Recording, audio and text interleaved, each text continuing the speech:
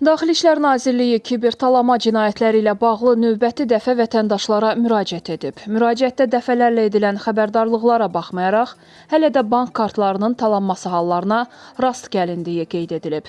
Son 24 saat ərzində baş verən bu tipli hadisələrin təhlili onu deməyə əsas verir ki, əksər epizodlarda zərər çəkənlər oxşar üsul və vasitələrlə aldadılıb.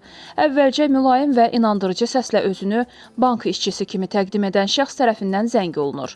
Sizi öz yalanına inandırandan sonra bank hesabınıza müdaxilə edildiyini, pulunuzun təhlükə altında olduğunu bildirir.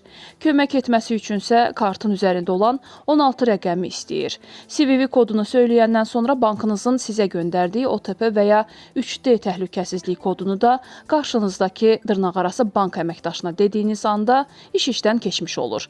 Atacağınız addım çox sadədir. Kart məlumatlarınızı tanımadığınız və güvənmədiyiniz heç bir şəxslə bölüşməyin. Unutmayın, bank kartınızın təhlükəsizliyi öz əlinizdədir.